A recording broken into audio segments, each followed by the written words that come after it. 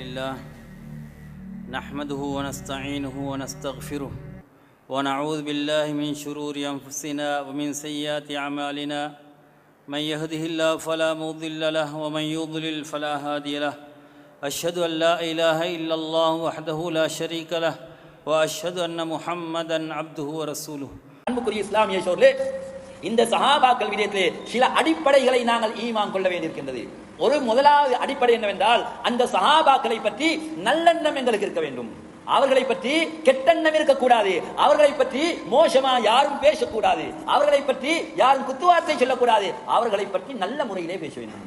அதனாலதான் அந்த சஹாபாக்களுடைய பெயர்களை கேட்கும் போது ரலியல்லாஹு அன்ஹு ரலியல்லாஹு அன்ஹும் என்ற வார்த்தைகளை நாங்கள் சொல்கிறோம். அன்புக்குரிய இஸ்லாமிய சோர்களே, இமாம் அஹ்மது பின் ஹம்பல் ரஹிமஹுல்லாஹ் அவர்கள் கூறுகின்றார்கள், ஒரு மனிதன் இந்த சஹாபாக்களை பற்றி தரம் குறைவாக பேசுகிறான் என்றால், இன்னொரு சஹாபியா இருந்தாலும் அந்த சஹாபியை பற்றி தரம் குறைவாக பேசுகின்றான் என்றால் அவனுடைய இஸ்லாத்தை நீங்கள் சந்தேகம் கொள்ளுங்கள்.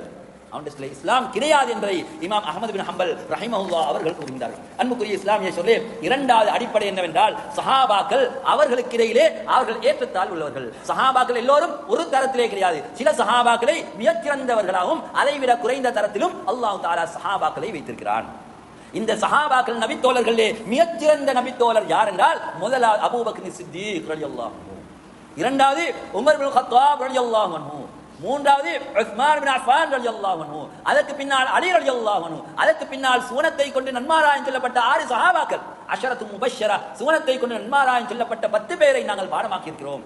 எனவே அவர்கள் மிகச்சிறந்தவர்கள். அதற்கு பின்னால பத்ரிலே கலந்து கொண்டவர்கள், அதற்கு பின்னால பைஅத்துர் ரிதுவானிலே, அதாவது உஸ்மான் இப்னு அஃபான் ரலியல்லாஹு அன்ஹு அவர்கள் கொல்லப்பட்டு விட்டார்கள் என்ற வதந்தி பரவிய நேரத்திலே எல்லோரும் மௌத்துக்கு தயாராகி பைஅத் செய்த அந்த வரலாறு பைஅத்துர் ரிதுவான் என்று சொல்லப்படுகின்றது. இப்படியாக சஹாபாக்கள் 1,24,000 பேர் அல்லது 1,40,000 பேர் இருந்தார்கள். ஹஜ்ஜத்துல் வதாவிலே ரசூலுல்லாஹி ஸல்லல்லாஹு அலைஹி வஸல்லம் குதுபா ஓதக்கூடிய நேரத்திலே அங்கே இருந்த சஹாபாக்களுடைய எண்ணிக்கை 1,40,000 அல்லது 1,24,000.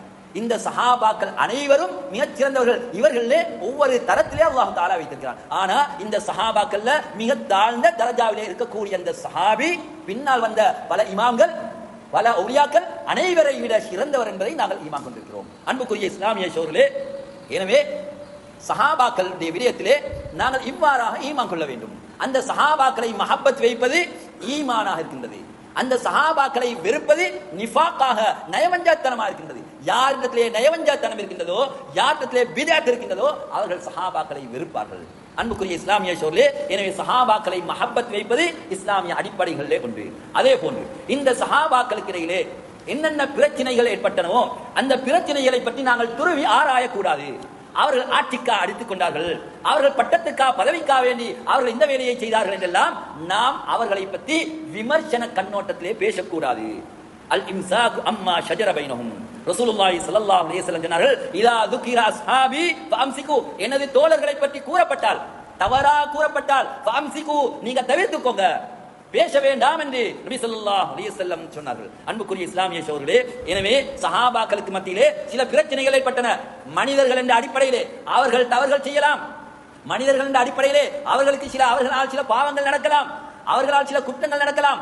ஆனாலும் அவர்களுடைய பிரச்சனைகளை பற்றி துருவி ஆராய்வது, ஆட்சிக்கா அடித்துக் கொண்டார்கள் அல்லது பதவிக்கா வேண்டி அவர்கள் சண்டையிட்டார்கள் எல்லாம் விமர்சிப்பதற்கு நமக்கு அருகதை கிடையாது.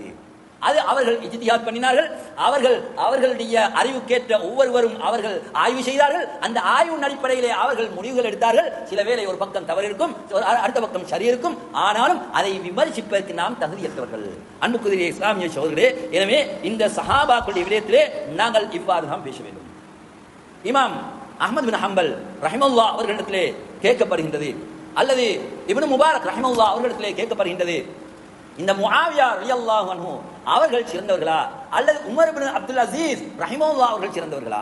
உமர் இப்னு அப்துல் அசீஸ் ரஹிமஹுல்லாஹ் அவர்கள் இஸ்லாத்துடைய அந்த ஆட்சியாளர்கள் வரிசையிலே 5வது கலீஃபா என்று வர்ணிக்கப்படக்கூடிய மிகச்சிறந்த ஒரு ஆட்சியாளர், மிகச்சிறந்த ஒரு அறிவாளி, மிகச்சிறந்த ஒரு இமாம். அவர்கள் ஹிஜ்ரி 99 101 வரையிலே ஆட்சி செய்தார்கள். அவர்கள் மிக நீளமான ஒரு ஆட்சியை செய்தார்கள். அன்புக்குரிய இஸ்லாமிய சகோதரர்களே, எனவே உமர் இப்னு அப்துல் அசீஸ் சிறந்தவரா அல்லது முஆவியா ரலியல்லாஹு அன்ஹு சேர்ந்தவர்களா என்று இப்னு முபாரக் ரஹிமஹுல்லாஹ் அவர்களிடத்தில் கேட்கப்பட்ட போது அவர்கள் சொல்கிறார்கள், ரசூலுல்லாஹி ஸல்லல்லாஹு அலைஹி வஸல்லம் அவர்களோடு சேர்ந்து முஆவியா ரலியல்லாஹு அன்ஹு அவர்கள் இந்த புனித போரிலே ஈடுபடும் போது அந்த முஆவியாவுடைய மூக்கிலே நுழைந்த அந்த தூசி இருக்கின்றது, அந்த தூசிக்கு கூட அந்த இவர் உமர் இப்னு அப்துல் அசீஸ் சமமாக மாட்டார்கள். ஏன் இப்படி கூறுகின்றார்கள்? உமர் இப்னு அப்துல் அசீஸை விட முஆவியா மிக பல சிறப்புக்குரியவர்கள். அதிலே ஒன்றே ஒன்று போதும், அவர்கள் சஹாபி, ரசூலுல்லாஹ்வுடைய நபி தோழர் என்பது போதும் என்ற ஒரு கருத்தை இப்னு முபாரக் ரஹிமஹுல்லாஹ் அவர்கள் கூறுகின்றார்கள். அன்புக்குரிய இஸ்லாமிய சோர்களே, எனவே நாம் அந்த சஹாபாக்களுக்கு மத்தியிலே ஏற்பட்ட அந்த பிணக்குகளை, பிரச்சனைகளை எங்களுக்கு தெரியும். அலி ரலியல்லாஹுடைய காலத்தில் அலி ரலியல்லாஹு அவர்களுக்கும் அதே போன்று ஆயிஷா ரலியல்லாஹு அவர்களுக்கும் இடையிலே ஒரு பிணக்கு ஏற்பட்டு ஜமல் யுத்தம் என்ற ஒரு யுத்தமே நடைபெற்றது.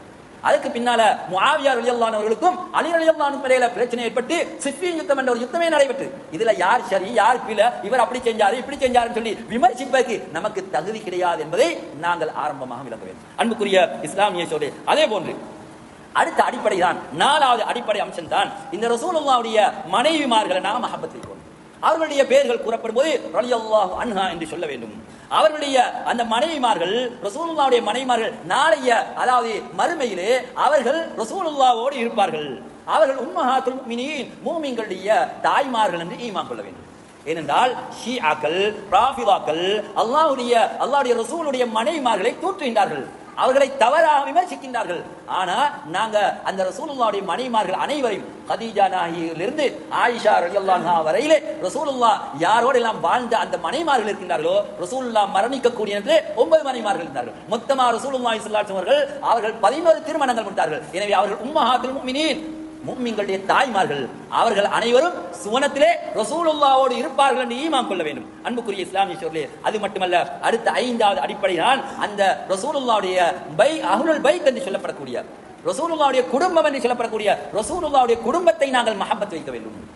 அவர்களிடத்தில் ஈமான் இருந்தால், ரசூலுல்லாஹ்வுடைய குடும்பம் என்று சொல்லப்படக்கூடியவர்கள் ஈமானோடு இஸ்லாத்தோடு வாழ்கிறார்கள் என்றால் அவர்களை மஹப்பத் வைப்பது எமது கடமையாக இருந்து கொண்டிருக்கின்றது. அவர்களை தூக்கக்கூடாது, அவர்களை பழிக்கக்கூடாது. ரசூலுல்லாஹ் சொன்னார்கள், உதக்கிருக்குமுல்லாஹ ஃபீ அஹ்லி பைத்தி, அஹ்லுல் பைத்துடைய விடயத்தில் அல்லாஹ் தஆலாவை உங்களுக்கு ஞாபகப்படுத்துகிறேன், அல்லாஹ்வை நீங்கள் பயந்து கொள்ளுங்கள், அஹ்லுல் பைத்துக்கு நீங்கள் அநியாயம் செய்ய வேண்டாம் என்று நபி ஸல்லல்லாஹு அலைஹி வஸல்லம் அவர்கள் எச்சரிக்கை செய்தார்கள். அன்புக்குரிய இஸ்லாமிய சோர்களே, எனவே ரசூலுல்லாஹ்வுடைய மனைவிமார்கள் அஹ்லுல் பைத்தை சேர்ந்தவர்கள். அதே போன்று ரசூலுல்லாஹ்வுடைய குடும்பத்தார்கள் பனு ஹாஷிம், பனு முத்தலிப் இருக்கின்றார்கள். அவர்கள் அனைவரும் ரசூலுல்லாஹ்வுடைய குடும்பத்தினர்கள். அவர்களை யாரெல்லாம் இஸ்லாத்தை ஏற்றுக்கொண்டார்களோ அவர்களை அலாதையாக மதிப்பதும் மஹப்பத் வைப்பதும் எமது கடமையாகவும் பொறுப்பாகவும் இருந்து கொண்டிருக்கின்றது. நபி ஸல்லல்லாஹு அலைஹி வஸல்லம் ஒரு ஹதீஸிலே சொன்னார்கள், உங்களுக்கு 2ஐ விட்டு செல்கிறேன், ஒன்று கிதாபுல்லாஹ் அல்லாஹ்வுடைய வேதம், 2 அஹ்லுல் பைத் எனது குடும்பம் என்று நபி ஸல்லல்லாஹு அலைஹி வஸல்லம் வசியத் செய்தார்கள். எனவே அஹ்லுல் பைத் உறுதியாக இவர்கள் அஹ்லுல் பைத் என்பது அறியப்பட்டால், அவர்கள் ஈமானோடும் இஸ்லாத்தோடும் வாழ்கிறார்கள் என்றால் அவர்களை மதிப்பது, அவர்களுக்கு கண்ணியம் கொடுப்பது எமது பொறுப்பாகவும் கடமையாகவும் இருந்து கொண்டிருக்கின்றது. எனவே அல்லாஹ்